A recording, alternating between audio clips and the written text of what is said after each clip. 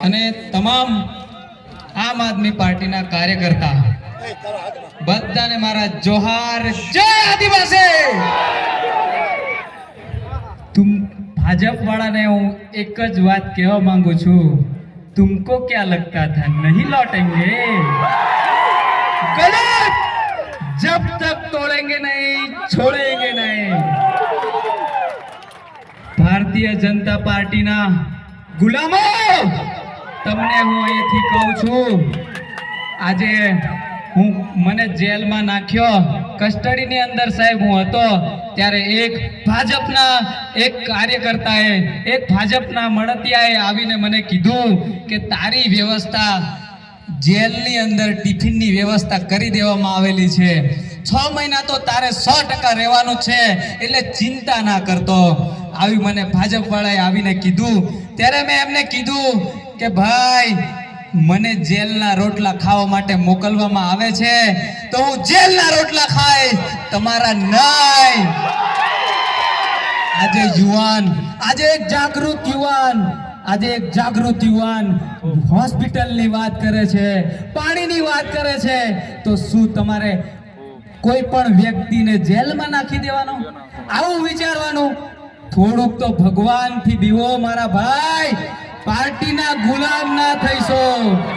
આજે એક સીધો સાદો વ્યક્તિ, કોઈ પાર્ટીનો વ્યક્તિ નતો અને આજે મને પાર્ટીમાં જવા માટે મજબૂર કરી નાખ્યો। અને ચૈતરભાઈ વસાવાને 2023 ની અંદર જે પાઘડી મેં પહેરાવી હતી ત્યારથી ચૈતરભાઈ વસાવાની વિચારધારે જોઈન્ટ હતો, પણ આજે આ મંચ ઉપરથી આજે વિધિવત હું આમ આદમી પાર્ટીમાં જોઈન્ટ થયો છું। આજે મારા કવાંટના વિસ્તારની વાત કરીએ તો રસ્તાઓની વાત કરીએ, પાણીની વાત કરીએ ત્યારે ભાજપના નેતાઓને તેલ રેડાય છે, પેટમાં તેલ રેડાય છે દોસ્તો।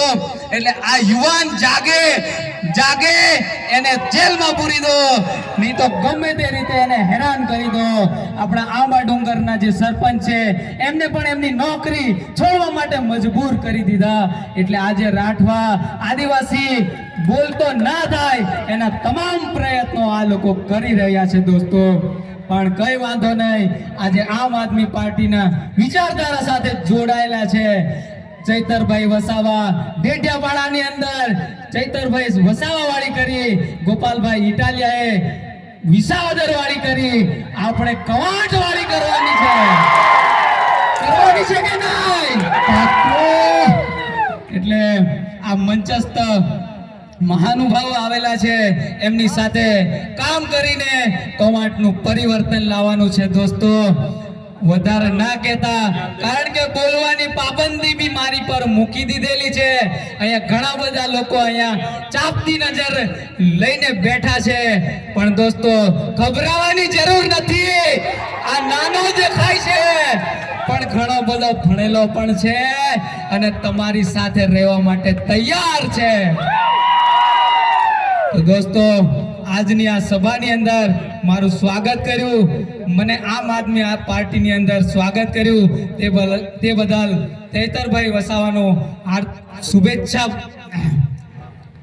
શુભેચ્છા પાઠવું છું અને હું દિલથી આભારી છું કે જેઓ આમ આદમી પાર્ટીની અંદર મને લીધો અને આવતા સમયની અંદર આમ આદમી પાર્ટીની વિચારધારા સાથે કામ કરીશ। અને બસ જય હિન્દ, જય ભારત, જય આદિવાસી।